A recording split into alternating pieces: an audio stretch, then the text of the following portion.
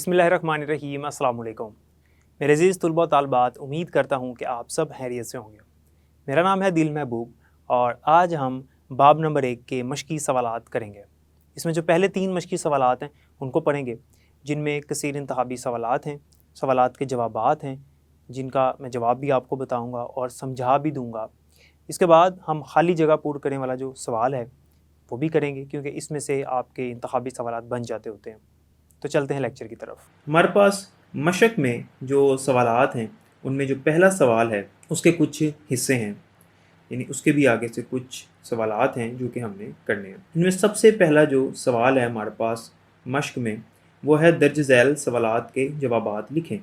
और इसमें जो पहला सवाल है वो ऐसा सवाल है कि इसका एक एल्गोरिथम बनाएंगे हम और उसके ज़रिए से इसको हल करेंगे, क्योंकि ये एक मसला है और इस मसले को हल करना है हमें। तो इस मसले को हल करने के लिए हम एल्गोरिथम बनाएंगे। तो सबसे पहले इस मसले को समझते हैं। इस मसले का जो मतन है या जो अबारत है इसको देखते हैं कि ये क्या है। एक खेत में कुछ गाय और परिंदे मौजूद हैं। अगर इनके कुल सर 35 और टांगें 110 हों तो इनमें गाय और परिंदों की तादाद क्या होगी। आप देख सकते हैं कि उसने तस्वीर में कुछ गाय और कुछ परिंदे दिखाए हुए हैं, और यहाँ पर जो उसने मसला हमें कहा है जिसको हमने हल करना है, उसका हल हमने ये निकालना है कि हमने ये बताना है कि कुल गाय की तादाद कितनी है खेत में और कुल परिंदों की तादाद कितनी है खेत में। उसने हमें सर बता दिए कि गाय और परिंदे इन सब के सर मिला के 35 बन रहे हैं और टांगे जो हैं वो 110 बन रही हैं। अब इसके मुताबिक हमने अंदाज़ा लगाना है, और बल्कि हम इसको हल करेंगे और बिल्कुल सही जवाब तलाश करेंगे कि कुल गाय कितनी है और परिंदे कितने हैं।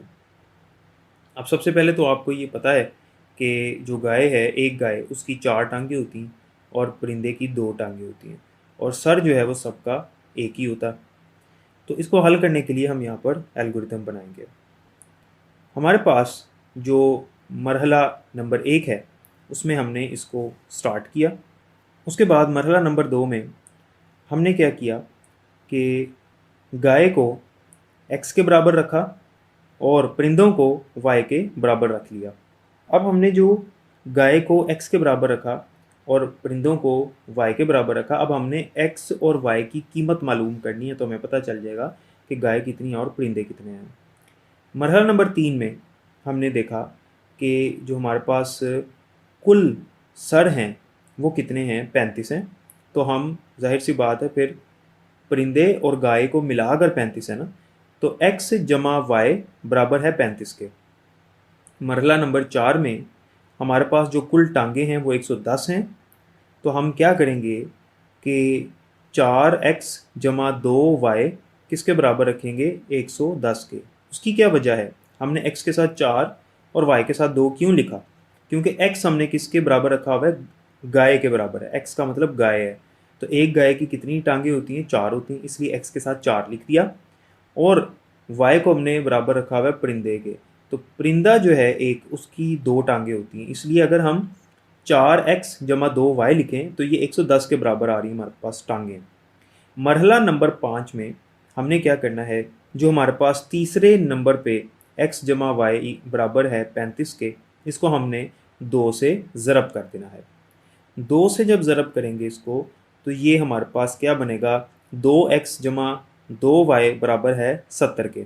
अब मरहला नंबर 6 में हमने क्या किया, हमने जो मरहला नंबर 5 में एक 2x जमा 2y बराबर है 70 के, ये जो है हम इसको मनफी कर देंगे 4x जमा 2y बराबर है 110 के इसमें से, यानी ये बनेगा 4x जमा 2y बराबर है 110 मनफी 2x जमा 2y बराबर है 70 के।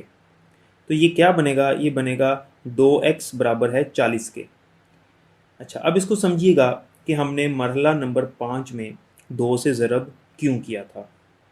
हमने 2 से ज़रब इसको इसलिए किया था क्योंकि हम चाह रहे थे कि y जो है वो ख़त्म हो जाए, हमें सिर्फ़ और सिर्फ x की कीमत मिले फ़िलहाल पहले। तो y को ख़त्म करने के लिए हमारे पास जो मरहला नंबर 3 में आप देख सकते हैं x जमा y बराबर है 35 के, ये लिखा हुआ है। तो इसमें हमने y के साथ 2 लेकर आना था, ताकि ये दोनों जब आपस में हम इनको मनफी करें तो ये आपस में कट जाएं।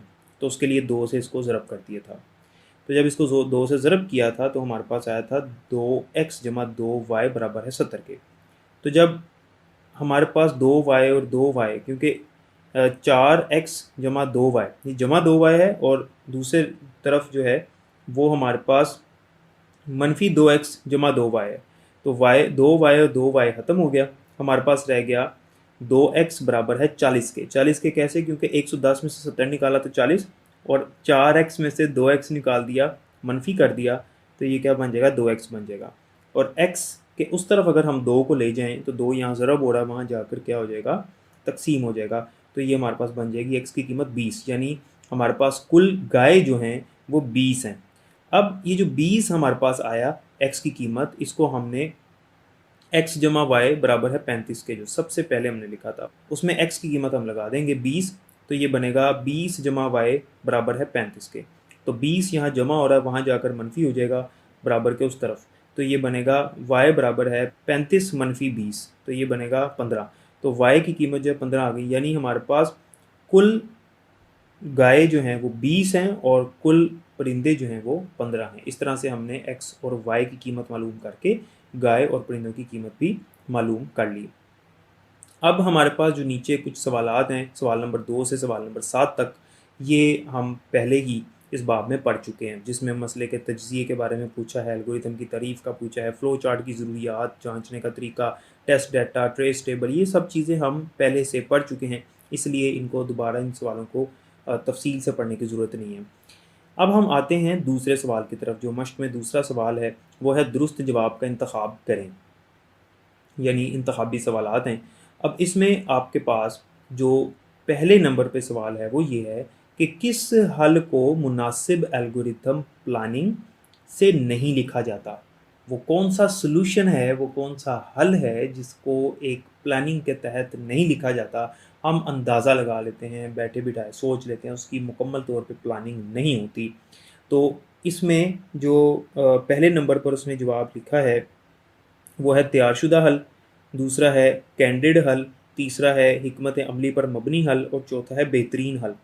तो आपको ये पता होना चाहिए कि ऐसा हल, ऐसा सॉल्यूशन जो कि प्लानिंग के बगैर निकाला जाता है, प्लानिंग के बगैर लिखा जाता है और उसके ऊपर हम फिर अमल करते हैं, जो हमें कई दफ़ा जवाब सही दे भी देता है लेकिन हर बार उसका जवाब सही नहीं होता, या हमें सही जवाब के करीब करीब जवाब हमें दे देता है। ऐसा हल कैंडिड हल या कैंडिड सॉल्यूशन भी उसने लिखा हुआ है इसको। तो ये इसका जवाब है दूसरे नंबर वाला कैंडिड हल। दूसरा है एल्गोरिथम का एक तस्वीरी इजहार है। एल्गोरिथम की जो तस्वीर हम बनाते हैं उसको हम क्या कहते हैं? पहला उसने लिखा है कॉलम, दूसरा है ग्राफ, तीसरा है फ़्लो चार्ट और चौथा है हल। अब आपको पता है कि फ़्लो चार्ट की तारीफ़ ही ये है कि एल्गोरिथम की तस्वीरी शक्ल। तो एल्गोरिथम को जब हम तस्वीरी शक्ल में तब्दील कर लेते हैं तो ये क्या कहलाता है? फ़्लो चार्ट कहलाता है। नंबर 3, फ़्लो चार्ट में कौन सी अलामत आगाज़ और इख्तिताम के लिए इस्तेमाल की जाती है? यानी आपको याद होगा जब हमने फ़्लो चार्ट पढ़े थे तो उसमें फ़्लो चार्ट के शुरू में हमने लिखा था स्टार्ट, और फ़्लो चार्ट के इख्तिताम में हमने लिखा था एंड। तो फ़्लो चार्ट को शुरू करने के लिए, यानी उसका आगाज़ करने के लिए, और फ़्लो चार्ट को ख़त्म करने के लिए हमने एक ही अलामत का इस्तेमाल किया था, और वो अलामत थी हमारे पास टर्मिनल की अलामत। तो इसमें सबसे पहले उसने टर्मिनल ही लिखा हुआ है, यही सही जवाब है। दूसरे नंबर पे कनेक्टर लिखा हुआ है। कनेक्टर तो इसलिए नहीं होता, कनेक्टर तो दो फ्लो चार्ट को जोड़ने के लिए या दो फ्लो लाइन को मिलाने के लिए आपस में इस्तेमाल किया जाता है। तीसरे नंबर पे प्रोसेस लिखा हुआ है, तो प्रोसेस तो इसलिए नहीं इस्तेमाल होता ना, प्रोसेस तो प्रोसेसिंग के लिए ही इस्तेमाल होगा। और चौथे नंबर पे डायमंड लिखा हुआ है, तो डायमंड की जो अलामत है वो असल में फ़ैसला साजी के लिए इस्तेमाल होती है। तो इसका जवाब है टर्मिनल। उसके बाद है हमारे पास नंबर 4, डैश का मतलब है कि आया मतलूबा हल मौजूद है या नहीं। यानी हम क्या काम करते हैं जिसमें हम ये चेक करते हैं कि मतलूबा हल मौजूद है या नहीं है। सबसे पहले है वेरिफिकेशन, उसके बाद है एल्गोरिथम, तीसरे नंबर पे है वैलिडेशन और चौथा है फ्लो चार्ट। तो इसका जो सही जवाब है वो है वेरिफिकेशन। हम वेरिफिकेशन में ये देखते हैं कि मतलूबा जो हल है, जो जवाब, जो हल हमें मतलूब है, क्या हमारा एल्गोरिथम वही जवाब दे रहा है या नहीं दे रहा। तो इसे हम कहते हैं वेरिफिकेशन। और वैलिडेशन में हमने ये देखा था कि क्या जो हमें जवाब मिल रहा है वो दुरुस्त भी मिल रहा है कि नहीं मिल रहा, तो ये इन दोनों में फ़र्क होता है। नंबर 5, डैश किस्म की गलती की वजह से एल्गोरिथम चल रहा होता है मगर दुरुस्त जवाब नहीं दे रहा होता। वो कौन सी गलती है, वो कौन सा एरर है कि एल्गोरिथम चल रहा होता है, हमें जवाब भी दे रहा होता है लेकिन वो जवाब सही नहीं दे रहा होता, एल्गोरिथम चल जाता है। तो नंबर 1 पे उसने लिखा हुआ है रैंडम एरर, उसके बाद लिखा हुआ उसने लॉजिकल एरर, तीसरे नंबर पे है सिंटेक्स एरर और चौथे नंबर पे है रन टाइम एरर। तो इसका जो दुरुस्त जवाब है वो है लॉजिकल एरर, क्योंकि लॉजिकल एरर ऐसा एरर होता है जो हमें जवाब तो देता है लेकिन दुरुस्त जवाब नहीं देता। तो लॉजिकल एरर की मिसाल के तौर पे हमने एक एल्गोरिथम भी किया था और ट्रेस टेबल भी इसका बनाया था। अब ये हो गए हमारे इंतखाबी सवालात और इनके जवाबात भी मैंने आपको बता दिए। अब आता है तीसरा सवाल। तीसरा सवाल है खाली जगह मुकम्मल करें। याद रखिएगा कि आपके इम्तिहान में ये खाली जगह नहीं आती, आपके इम्तिहान में सिर्फ इंतखाबी सवालात ही आते हैं, लेकिन ये करवाने का मकसद ये है आपको इनके जवाबात भी आ जाएं, क्योंकि इसमें से इंतखाबी सवालात बन जाते होते हैं। जो खाली जगह हैं वो ऐसे ही इसकी जो इबारत है वो लिख के नीचे 4 जवाबात दे सकता है जिनमें से एक दुरुस्त जवाब होगा। इसलिए हमने ये भी करनी है, इसको समझिएगा। नंबर 1 पे है किसी मसले को हल करने से पहले इसका डैश करना चाहिए।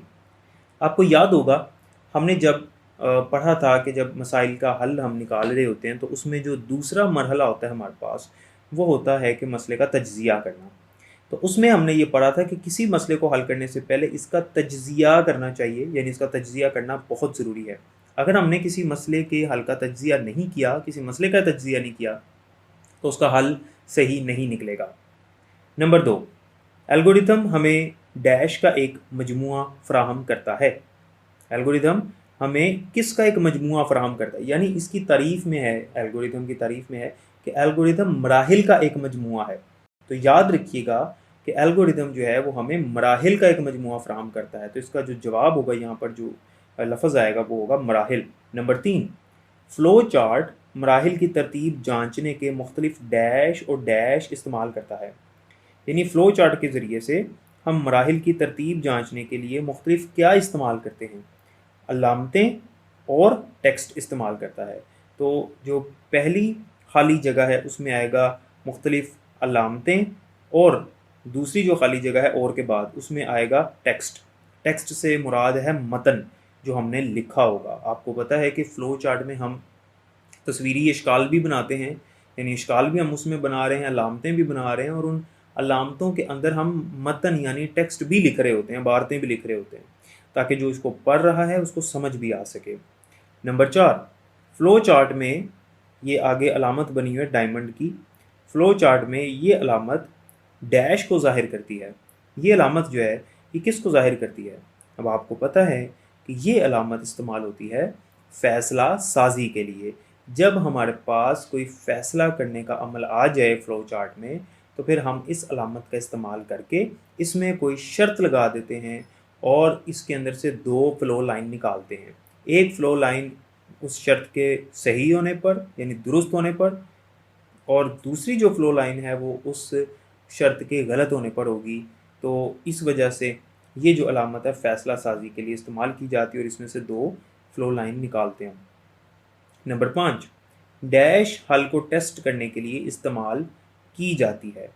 हल को हमने टेस्ट करना हो कि हमारा हल जो है उसको हमने टेस्ट करना है कि वो सही है या नहीं है, या हल जो है क्या ये वही है जो हम चाह रहे हैं, इसके लिए क्या चीज़ इस्तेमाल की जाती है। तो यहाँ पर जो उसने इबारत लिखी है इसके मुताबिक जो जवाब होगा वो होगा वेरिफिकेशन, क्योंकि वेरिफिकेशन के ज़रिए से हम हल को टेस्ट कर रहे होते हैं कि क्या ये वही जवाब दे रहा है, हमें मतलूबा जवाब ही हमें मिलेगा। तो मतलूबा जवाब चेक करने के लिए कि क्या ये वही जवाब हमें मिलेगा, हम क्या करते हैं, हम उसके लिए वेरिफिकेशन का अमल करते हैं। जब हम वेरिफिकेशन करते हैं तो हमें फिर पता चल जाता है कि हमारा जो हल है वो दुरुस्त है या नहीं है। इसके बाद आपका जो चौथा सवाल है इसमें 5 फ़्लो चार्ट्स हैं। इन 5 फ़्लो चार्ट्स को हम तफ़सील से पढ़ेंगे और इनका हल भी मैं आपको बताऊंगा और इनके जवाबात भी आपको फ़्लो चार्ट बनाकर समझाऊंगा इसके बाद। तो इस लेक्चर में हमने सिर्फ मश्क के 3 सवालात करने थे और किए हैं। उम्मीद है कि यहाँ तक आपको समझ आ गई होगी। तो जैसा कि आपने देखा कि हमने मश्की सवालात को हल किया और इनके जवाबात को मैंने समझा भी दिया और इनको मुकम्मल तौर पर बयान कर दिया कि इसका जवाब क्या है और कैसे है।